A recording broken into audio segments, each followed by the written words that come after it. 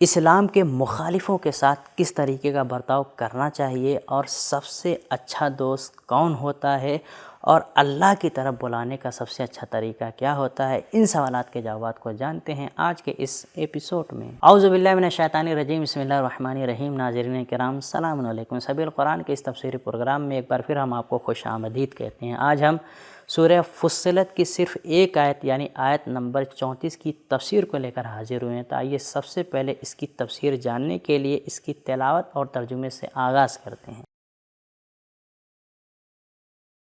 کتاب انزلناه الیک مبارک لیدبروا آیاته ولیتذکر اولو الالباب۔ بسم اللہ الرحمن الرحیم۔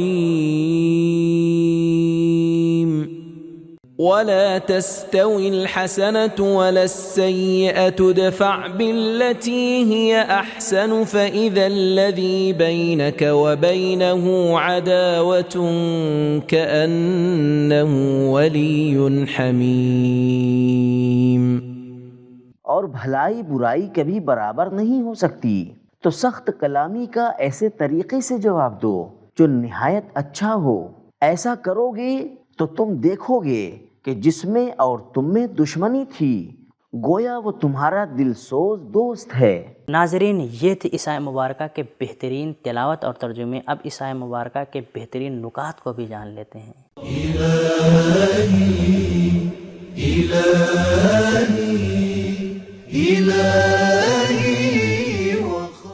نکات: اللہ کی طرف بلانے والے لوگوں کے مقابلے میں کچھ لوگ ایسے آ جاتے ہیں جو لا تعلق، نااہل اور بد کردار ہوتے ہیں، جن کے ساتھ دین کی تبلیغ کرنے والے اگر اچھے اخلاق اور کشادہ سینوں کے ساتھ برتاؤ نہ کریں تو کامیابی نہیں مل سکتی۔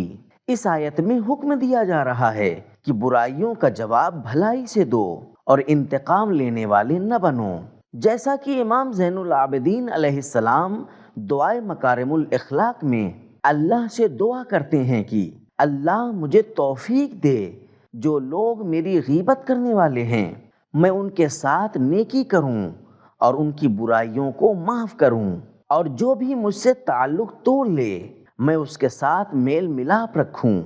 اور ہم نے بارہا رسول اکرم صلی اللہ علیہ وآلہ وسلم اور ائمہ معصومین علیہم السلام کی سیرت میں ایسے برتاؤ کے نمونے دیکھے ہیں جس کی وجہ سے ان کے سب سے سخت دشمن دوست میں بدل گئے۔ لوگ چند قسم کے ہیں: اپنے دوست کو محفوظ رکھنے والے، اپنے دوست کو اپنے تئیں لا تعلق کرنے والے، اپنے دوست کو دشمن میں تبدیل کرنے والے، دشمن کو دوست میں بدل دینے والے۔ مخالفوں سے برتاؤ کا طریقہ: مخالف مختلف قسم کے ہوتے ہیں اور ہر ایک کے ساتھ الگ طرح سے عمل کرنا چاہیے۔ کچھ لوگ جہالت اور نادانی کے سبب حق کے خلاف کھڑے ہوتے اور دشمنی کرتے ہیں، جن کے ساتھ اس آیت نے بہترین برتاؤ اور محبت کا حکم دیا ہے۔ دوسری آیتوں میں بھی اس بارے میں آیا ہے۔ نمبر 1، اور جب جاہل ان سے جہالت کی بات کرتے ہیں تو کہتے ہیں کہ سلام، تم سلامت رہو۔ وَإِذَا خَاطَبَهُمُ الْجَاهِلُونَ قَالُوا سَلَامًا، سورہ فرقان آیت نمبر 63۔ نمبر 2، جب کسی بیہودہ کام کے پاس گزرتے ہیں تو بزرگانہ انداز سے گزر جاتے ہیں۔ وَإِذَا مَرُّوا بِاللَّغْوِ مَرُّوا كِرَامًا، سورہ فرقان آیت نمبر 72۔ کبھی کبھی لوگوں کی مخالفت شک اور تردید کی بنا پر ہوتی ہے، جن کے ساتھ استدلال اور شک کو دور کرنے کا برتاؤ کرنا چاہیے۔ اللہ کے بارے میں شک: اَفِی اللَّہِ شَکٌّ، سورہ ابراہیم آیت نمبر 10۔ قیامت کے بارے میں شک: ان کنتم فی ریب من البعث، سورہ حج آیت نمبر 5۔ نبی پر وحی اور آسمانی کتاب کے نازل ہونے میں شک: ان کنتم فی ریب مما نزلنا علی عبدنا، سورہ بقرہ آیت نمبر 23۔ کبھی کبھی مخالفت حسد کی بنا پر ہوتی ہے، جس میں نظر اندازی سے کام لینا چاہیے۔ جناب یوسف علیہ السلام کے بھائیوں نے جب اپنے حسد اور خطا کا اقرار کر لیا تو ان کو حضرت یوسف علیہ السلام کی بخشش کا وعدہ ملا۔ اِنَّا كُنَّا خَاطِئِينَ، لا تثریب علیکم اليوم، سورہ یوسف آیت نمبر 91-92۔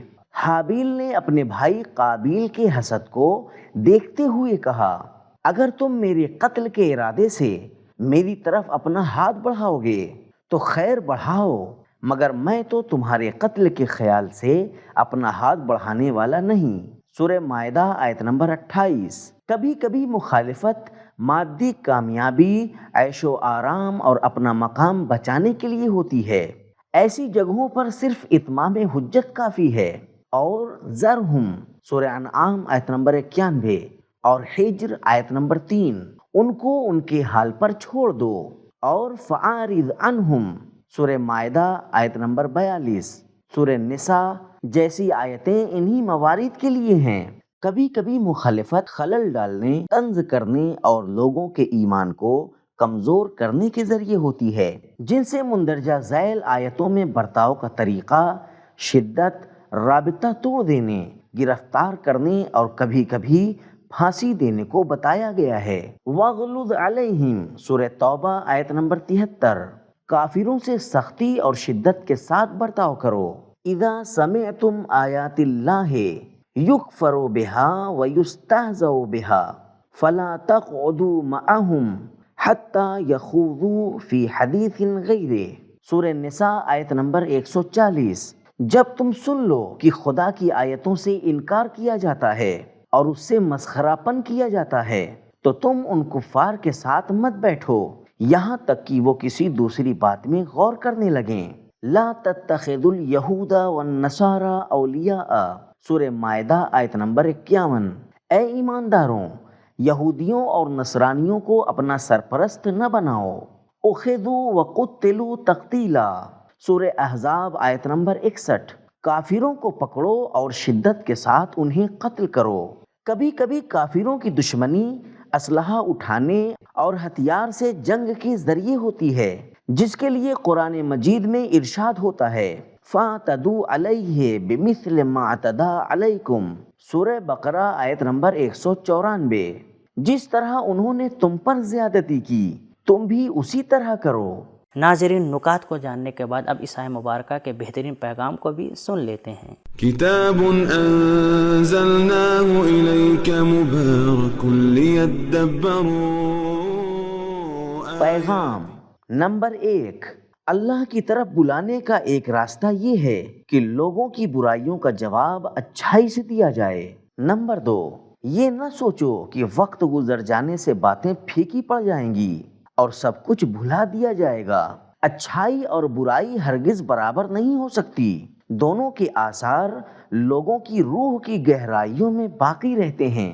نمبر 3، اللہ کی طرف بلانے کا ایک عملی نمونہ جو پچھلی آیت میں بیان ہوا، برائیوں کا جواب بھلائی سے دینا ہے۔ نمبر 4، اصلی کیمیا وہ نہیں ہے جو تانبے کو سونا بنا دے، بلکہ ایسا برتاؤ ہے جو دشمنی کو محبت میں تبدیل کر دے۔ ادفع باللتی ہی احسن۔